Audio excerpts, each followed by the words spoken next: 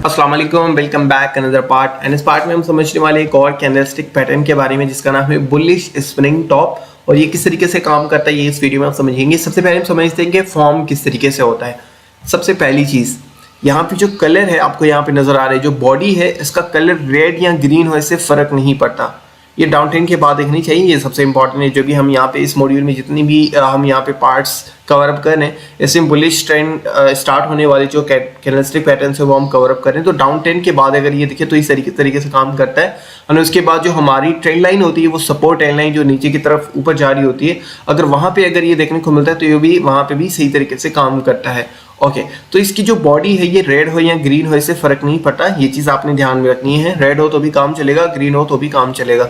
और उसके बाद ये जो बॉडी है इसकी यहाँ पे जो शेडो है, मतलब बॉडी के साथ जो शेडो होता है, ऊपर भी 2x होना चाहिए, नीचे भी 2x होना चाहिए। ज्यादा जितना भी हो इससे कम नहीं होना चाहिए, 1x नहीं होना चाहिए, नहीं तो ये सही तरीके से काम नहीं करेगा।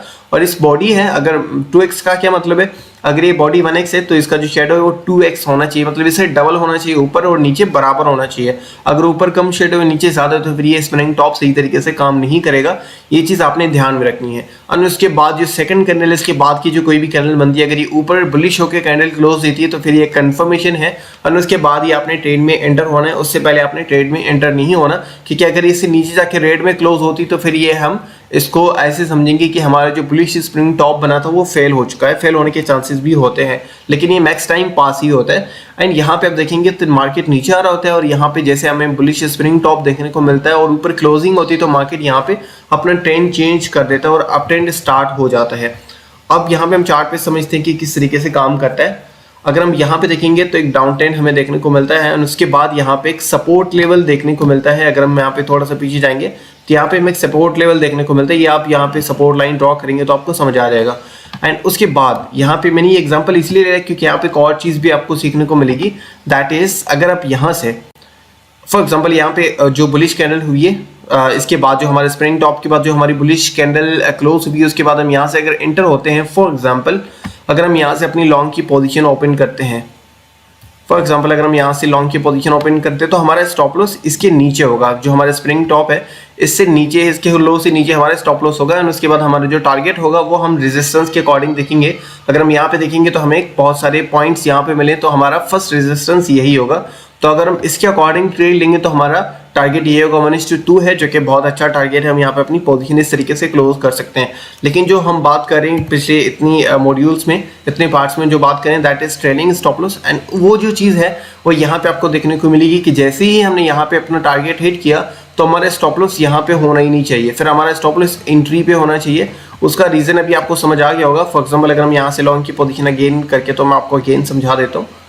अगर स्टॉप लॉस हमारा ये रहता तो अभी यहाँ पे हमारी अगर 50% पोजीशन यहाँ पे क्लोज होती है, फॉर एग्जांपल अगर हम 50% पोजीशन यहाँ पे क्लोज कर देते हैं और यहाँ पे अगेन हमारा जो है स्टॉप लॉस यहाँ पे रहता है, हम स्टॉप लॉस को एंट्री पे नहीं करते, तो हमारी पोजीशन यहाँ पे स्टॉप लॉस सेट होके कैंसिल हो जाती है। जो हमने प्रॉफिट यहाँ पे बुक किया है, जो 50% प्रॉफिट हमने यहाँ पे बुक किया वो यहाँ पे क्लोज हो जाता है। अगर हमारा एंट्री पे होता तो फिर हमारी पोजीशन एंट्री पे क्लोज हो जाती, और यहाँ पे हमारा ये थोड़ा सा जो लॉस है 2% का, ये लॉस ना होता, और ये सही तरीके से हम 0.5% का जो लॉस हो रहा था हमें यहाँ पे ये ना होता, और ये हमसे हम निकल जाते।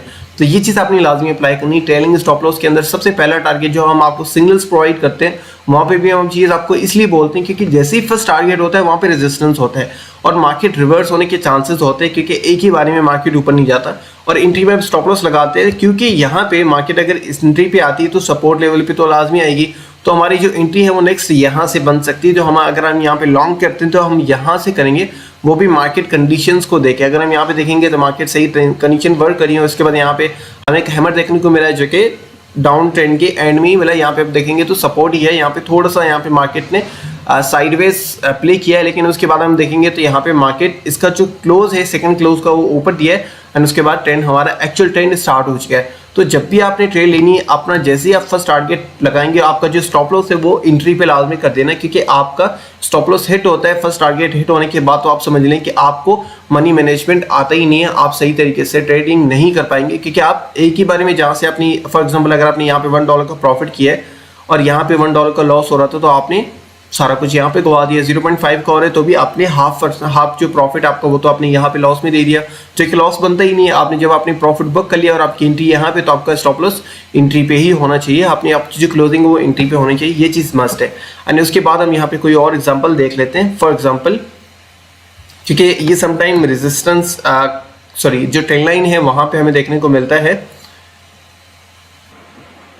Yes, and here is an other example. अगर हम यहाँ पे देखेंगे तो मार्केट वैसे तो शॉर्ट टाइम फ्रेम में यहाँ से मार्केट नीचे जा रहा है, लेकिन अगर हम थोड़ा सा इसको जूम इन करेंगे तो यहाँ पे हमें देखने को मिलेगा कि ये ऊपर ही जा रहा है मार्केट। लॉन्ग टाइम फ्रेम में यहाँ पे देखेंगे तो मार्केट ऊपर जा रहा है, लेकिन जो चीज़ हमने देखनी है दैट इज हमारा जो ट्रेंड लाइन है वो यहाँ पे अगर देखने को मिलता है। फॉर एग्जाम्पल, अगर हम यहाँ पे देखेंगे तो हमें ट्रेंड लाइन ड्रॉ, मैंने ये पीछे नहीं किया क्योंकि हमारा टाइम वेस्ट हो जाएगा। अगर हम देखेंगे तो यहाँ पे ट्रेंड लाइन के अकॉर्डिंग ही हमारा सही तरीके से काम करे, और इसी तरीके से हमारी ट्रेंड लाइन जैसे ही यहाँ पे ब्रेक हुई है, अगर हम यहाँ पे इस ट्रेंड लाइन को फॉलो करें तो जैसे ही ट्रेंड लाइन ब्रेक हुई उसके बाद हमारा मार्केट यहाँ पे इतना नीचे गया है, जो ट्रेंड लाइन हमारी ड्रॉ हो रही है तो ट्रेंड लाइन के अकॉर्डिंग हमें यहाँ पे देखने को मिला, और उसके बाद मार्केट थोड़ा सा नीचे आया। तो यहाँ पे अगर ऐसे मोमेंट पे ट्रेंड लाइन पे, जैसे मैंने आपको बताया कि ट्रेंड लाइन पे जितनी भी हमारी बुलिश रिवर्सल कैंडलस्टिक पैटर्न्स देखने को मिलते हैं तो वो वहाँ पे भी काम करते हैं। अगर यहाँ पे हमें देखने को मिला, जैसे देखेंगे यहाँ पे हमारे जो कलर है इसका वो रेड है, इससे फर्क नहीं पड़ता, हम यहाँ से अपनी जैसे यहाँ पे ऊपर क्लोजिंग दी तो हम यहाँ से अपनी एक लॉन्ग की पोजीशन ओपन कर सकते हैं। इसके नीचे हमारा स्टॉप लॉस होगा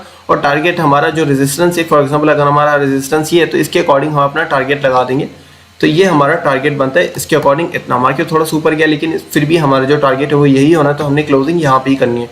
तो इसके अकॉर्डिंग भी देखेंगे तो 1:2.6 आ रहा है, तो ये बहुत अच्छा रिस्क वार्ड है। आप ऐसे मोमेंट्स पे भी ट्रेड कर सकते हैं, ये भी काम करता है। Okay, thank you so much, मिलते हैं नेक्स्ट पार्ट में।